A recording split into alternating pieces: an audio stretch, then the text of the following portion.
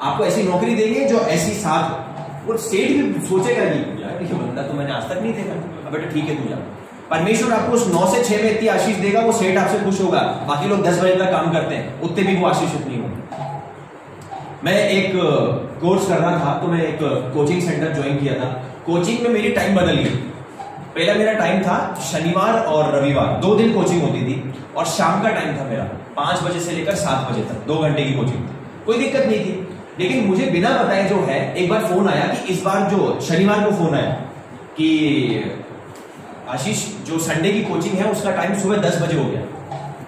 मैंने बोला कि यार अब कैसे कर पाएंगे ये संडे की 10 बजे वाली कोचिंग, क्योंकि हर हफ्ते संडे की 10 बजे, हर हफ्ते नहीं हो सकता ना, महीने में एक बार हुआ, 2 महीने में एक बार हुआ, कभी कभार हुआ, ठीक है इमरजेंसी है। बोला आपसे टाइम चेंज हो जाएगा। मैंने बोला यार रेगुलर संडे को तो भवन जाना होता है, रेगुलर तो कर नहीं सकता हूँ। मैंने बोला कि मैं नहीं आ पाऊंगा और मैं आगे बात करता हूँ। तो फिर मैं जो है गया, उस टाइम मुझे पहली बार जाना पड़ा क्योंकि मुझे उस दिन बात करनी थी। मैं गया और बात करा कि सर मैं जो है चर्च जाता हूँ और मैं एक क्रिश्चियन हूँ, मैं मसीह हूँ, मुझे चर्च जाना होता है, तो मैं संडे को नहीं आ सकता। आप मुझे किसी दूसरे बैच पर डालो। ना आनाकानी हुई, लेकिन उसने डाल दिया दूसरे बैच पर। अगर बोलो कि मैं जवाब ही नहीं देता, मैं सोचता है तो मालिक है यार, ये तो इंस्टीट्यूट का बड़ा आदमी है, मैं तो कैसे बोलूंगा, क्या करूंगा, जवाब कैसे दूं, बोलूं कैसे, फिर तो हो गए वहीं पर बंटा धार हो। बोलना पड़ेगा, जवाब देना पड़ेगा, मैनेज ही नहीं कर पाओगे। इसी वजह से तो हम लोग कुछ कर ही नहीं पाए। बिना जान पड़ताल किए हुए कोई काम मत करिए, नहीं तो आप जब काम कर लेंगे उसके बाद पता लगेगा अरे यार इसमें तो ये भी करना पड़ता है राजा, और यार इसमें तो ये भी करना पड़ता है, पेट्रोल के पैसे तो मिलेंगे नहीं, मोबाइल का पैसा तो मिलेगा नहीं, मुझे तो लगा कि मिलेगा, मुझे लगा कि ये होगा, मुझे लगा अल्लाह अल्लाह। अरे पहले क्यों नहीं पूछा भैया, पहले पूछना चाहिए था। बाद में आपने काम कर लिया, आप लगा लगा सब काम करो। यही हमारी कमजोरी है कि हम पहले बात नहीं करते। देखिए शुरू में बात करना आपको नीचा नहीं दिखाता है, आपको दिखाता है कि आप भी इंसान है समझदार, और जो सेठ काम कर रहा है वो भी समझदार इंसान है। उस सेठ को बोलिए सर आप आइए बैठिए, मुझे बात करनी है आपसे। वो बोले अरे ये बंदा क्या है ये कौन सा आगे की बैठिए बात करनी है मुझे आपसे, ऐसा तो मैंने कभी देखा नहीं। उसको लगना चाहिए ये बंदा अलग है, ये बंदी अलग है जो बात करना चाह रही है मेरे से। मैं सीधे ऐसी बात करता हूँ, सर आई बैठिए 2 मिनट बात करनी है। जब मैंने पिछली नौकरी छोड़ी थी, मैंने अपने मैनेजर को बुलाया, मुझे आपसे बात करनी है। अगली चीज जो आपको करनी है, एक अपनी शक्ति सूची बनानी। बोलो अपनी शक्ति सूची बनानी। आपको अपनी शक्ति सूची बनानी पड़ेगी कि आपकी शक्तियां क्या है।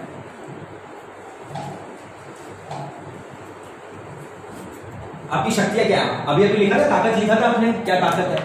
देखिए ताकत क्या हो सकती है। आपकी ताकत हो सकती है लोहे पे अच्छी तरीके से मारना, वो आपकी ताकत हो सकती है। आपकी ताकत हो सकती है, आप बोल सकते हो कि भैया मैं ना कोई भी चीज जल्दी सोच लेता हूं, आइडिया बहुत आते हैं मेरे, वो आपकी ताकत हो सकती है। क्रिकेट अच्छा खेलना आपकी ताकत हो सकती है। आपकी सुर में गाना आपकी ताकत हो सकती है। आपकी पूरी इवेंट को मैनेज करना आपकी ताकत हो सकती है। दूसरों की मदद करना आपकी ताकत हो सकती है। वो शक्ति हो सकती है आपकी।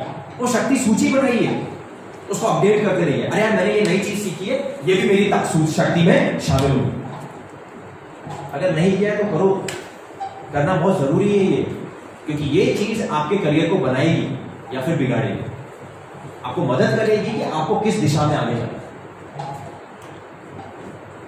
उसके बाद क्या करेंगे? शक्ति सूची बनाने के बाद कमजोरी सूची बनाएंगे कि भैया मैं किस चीज पे कमजोर हूं। यार मैं जल्दी सोच ही नहीं पाता हूं, मैं जो है सुन नहीं पाता हूं ध्यान से, मैं सुनता हूं तो भूल जाता हूं। मैं जो हूं गणित में कमजोर हूं। मैं जो हूं यार मेरा उस कॉलेज में एडमिशन नहीं हो रहा है। मैं जो है साइंस का ये सब्जेक्ट क्लियर नहीं कर पा रहा हूं।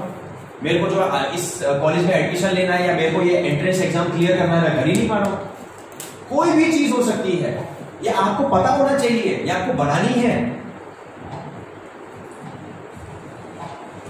इसके बाद आप क्या करेंगे? अगली चीज, आपने अपनी रुचि को किसमें तब्दील किया? जुनून में।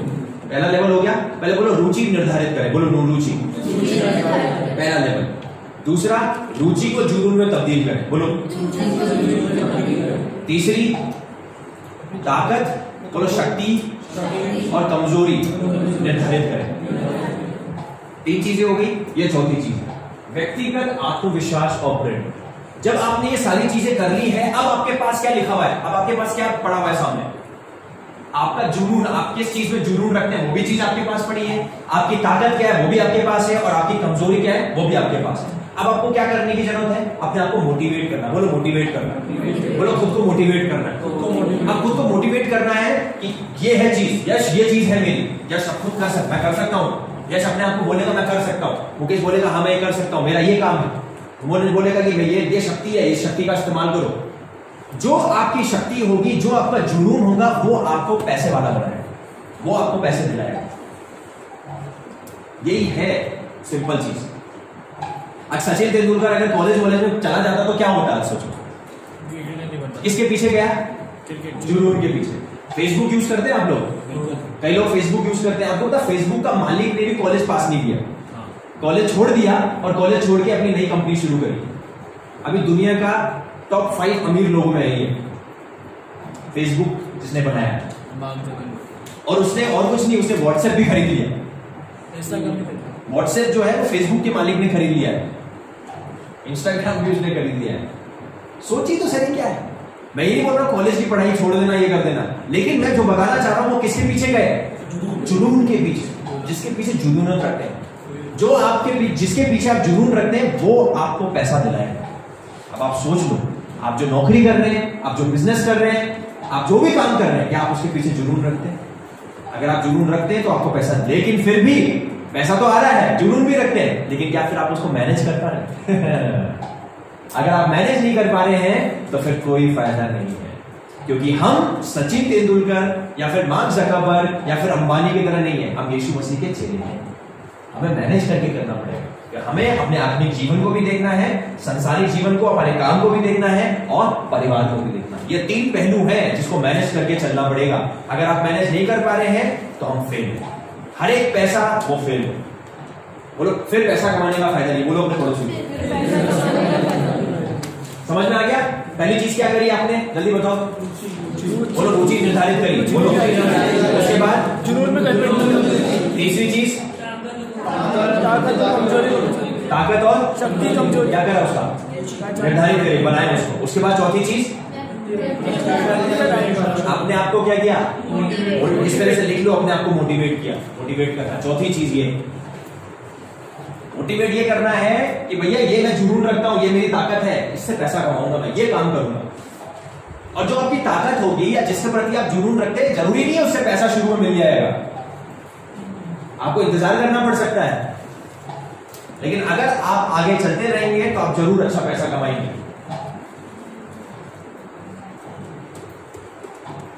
उसके साथ साथ एक और चीज करनी है। आप जब अपने आप को प्रेरणा देंगे, मोटिवेट करेंगे, तो कुछ ऐसी चीजें होंगी जो आपको क्या करनी पड़ेगी? हटानी पड़ेगी, जो आपकी प्रेरणा को मारते हैं। जैसे आत्मविश्वास की कमी, कॉन्फिडेंस की कमी हो जाएगी। अरे यार इतनी ट्राई कर लिया, इतना काम कर लिया, फेल हो जाता हूं हमेशा। इसको ये शैतान ऐसा बोलता रहेगा, आपको इसको हटाना है। प्रभु यीशु मसीह के नाम से ये नेगेटिव जो चीज है, नेगेटिव जो शैतान बोल रहा है, मैं इसको दूर करता हूं। ध्यान की कमी, आप अपने जो जुनून है, आपका जो इंटरेस्ट है, उसमें आप फोकस ही नहीं कर पा रहे, ध्यान ही नहीं दे पा रहे। प्रार्थना करके उसको हटाना पड़ेगा आपको कि प्रभु मेरा फोकस दूर हो जाता है, मेरा ध्यान कहीं और चला जाता है, उसको दूर कर।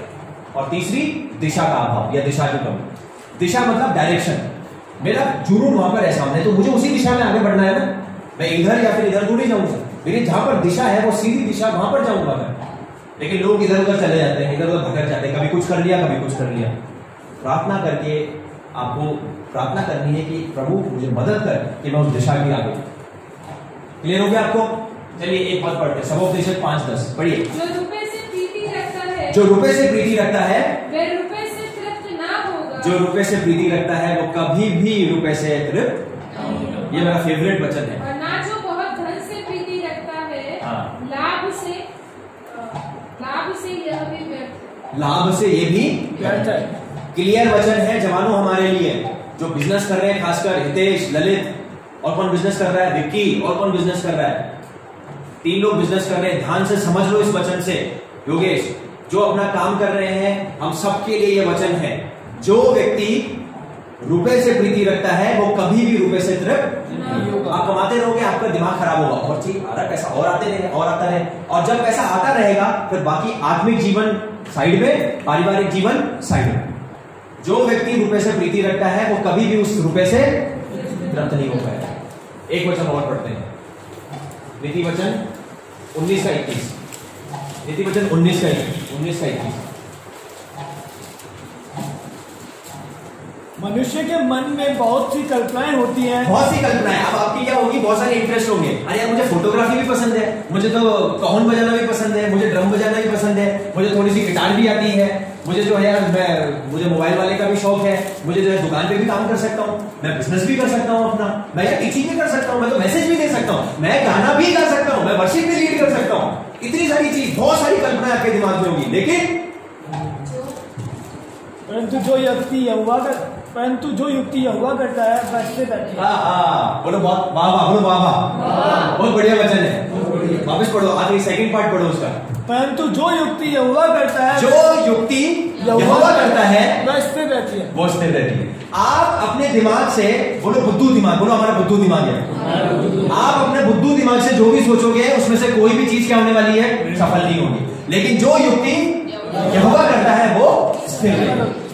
परमेश्वर ने मेरे लिए युक्ति निकाली ट्रेनिंग की, 5 साल से अभी वो स्थिर है। मैंने ट्रेनिंग के अंदर ही नौकरी करी और ट्रेनिंग में खुद का काम कर रहा हूं। आगे अगर नौकरी वापस करूंगा तो मैं ट्रेनिंग के ही अंदर करूंगा और उसके साथ साथ सेवा करूंगा। अब आपको सोचना है कि आपको करना क्या है। कितनी भी कल्पना कर लो, कुछ भी कर लो, कुछ भी नहीं होने वाला है। लेकिन क्योंकि जो यहोवा युक्ति निकालता है, जो प्लान, जो कल्पना परमेश्वर की आपके लिए है, वही स्थिर रहेगी। अगर आपका काम स्थिर नहीं रहता है तो फिर वो युक्ति किसकी है, हमारी है। क्लियर है ये बच्चा, समझ में आ गया? प्रभु आपको आशीष